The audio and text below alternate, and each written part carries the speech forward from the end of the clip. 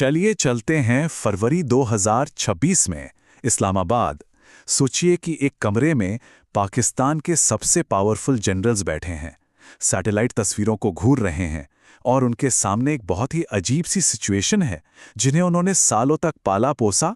आज उन्हीं को रोकने की नौबत आ गई है। 27 फरवरी 2026 पाकिस्तान के रक्षा मंत्री एक ऐसी घोषणा करते हैं जिसके बारे में किसी ने सोचा भी नहीं था।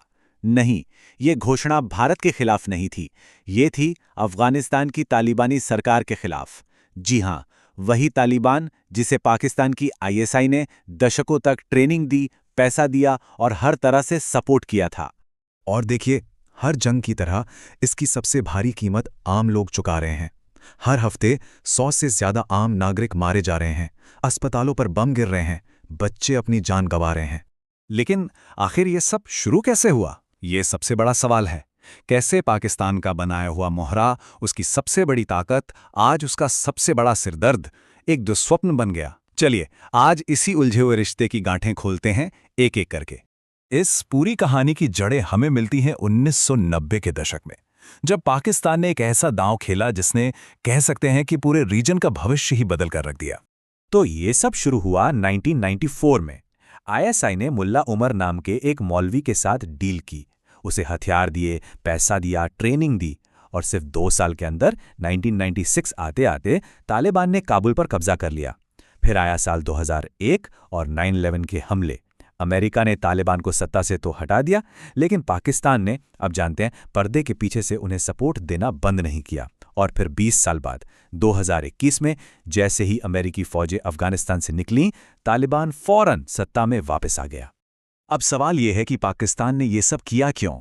इसके पीछे एक ही मकसद था, स्ट्रेटेजिक डेप्थ हासिल करना।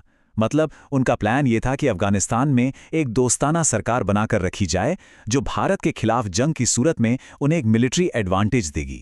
और इसीलिए जब 2021 में तालिबान वापस काबुल पहुंचा तो पाकिस्तान के उस वक्त के प्रधानमंत्री इमरान खान ने इसे अपनी जीत बताया। पाकिस्तान को लगा कि वाह, उनकी कठपुतलियां वापस पावर में आ गई हैं। लेकिन पाकिस्तान एक बात भूल गया था, धर्म और कट्टरता के नाम पर बनी ताकत को आप हमेशा कंट्रोल नहीं कर सकते। और यहीं से कहानी में एक बहुत बड़ा ट्विस्ट आता है, जहां एक दूसरे तालिबान का जन्म होता है। असल में यहां कहानी 2 तालिबान की है, ये समझना बहुत जरूरी है। एक है अफगान तालिबान जो काबुल की गद्दी पर बैठा है, मतलब अफगानिस्तान पर राज कर रहा है, और दूसरा है तहरीक-ए-तालिबान पाकिस्तान, शॉर्ट में कहें तो टीटीपी। इसे पाकिस्तानी तालिबान भी कहते हैं। अब टीटीपी का मकसद बिल्कुल अलग है। उसका एक ही मकसद है, पाकिस्तान की सरकार को उखाड़ फेंकना। और मजे की बात देखिए, ये टीटीपी वफादारी की कसम खाता है अफगान तालिबान की। इस टीटीपी ने पाकिस्तान में इतना खून बहाया है कि उसकी गिनती नहीं।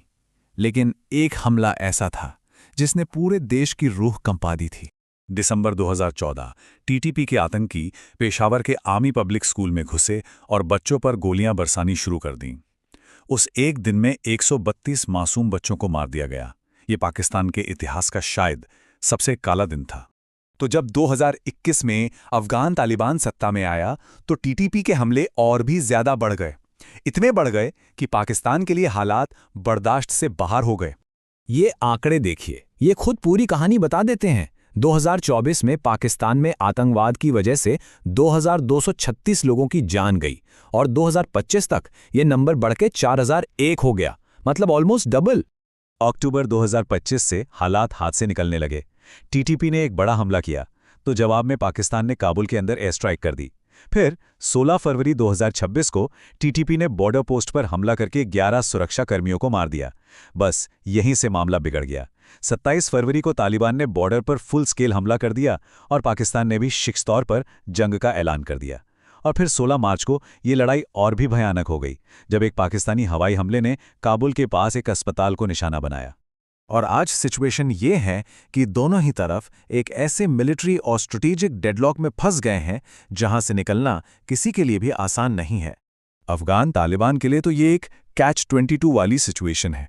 एक तरफ पाकिस्तान का दबाव है कि टीटीपी पर एक्शन लो, दूसरी तरफ तालिबान जानता है कि अगर उसने टीटीपी पर हमला किया तो हजारों टीटीपी लड़ाके पाला बदलकर उनके सबसे बड़े दुश्मन आईसिस खरासान यानी आईसिस के साथ मिल जाएंगे और ये अफगानिस्तान के लिए एक नया और शायद पहले से भी बड़ा खतरा पैदा कर देगा। एक्सपर्ट्स का मानना है कि इस जंग का जो नतीजा निकलेगा वो है कोहर्सिव डिप्लोमेसी का एक कभी ना खत्म होने वाला साइकिल। मतलब लड़ाई होगी, फिर सीज फायर होगा, लेकिन टीटीपी की असली प्रॉब्लम जस की तस रहेगी और फिर एक नया हमला इस साइकिल को दोबारा शुरू कर देगा। और यहीं पर आकर पाकिस्तान की पूरी फॉरेन पॉलिसी का सबसे बड़ा मजाक बनता है। एक ट्रैजिक कॉमेडी है ये। सोचिए, जिस तालिबान को दशकों तक पाला पोसा गया कि वो भारत के खिलाफ एक हथियार बनेगा, आज वही तालिबान भारत के साथ ट्रेड डील साइन कर रहा है, इंफ्रास्ट्रक्चर बना रहा है और भारत को एक अहम पार्टनर के तौर पे देख रहा है। मतलब पूरा का पूरा दाव ही उल्टा पड़ गया। तो हुआ ये कि पाकिस्तान ने तालिबान बनाया, तालिबान ने टीटीपी को पनाह दी, टीटीपी ने पाकिस्तान पर हमला किया और अब पाकिस्तान अफगानिस्तान में आग लगाकर उसी आग को बुझाने की कोशिश कर रहा है जो उसने कभी खुद जलाई थी। अब बस एक ही सवाल बचता है, क्या पाकिस्तान अपनी लगाई हुई आग बुझा पाएगा?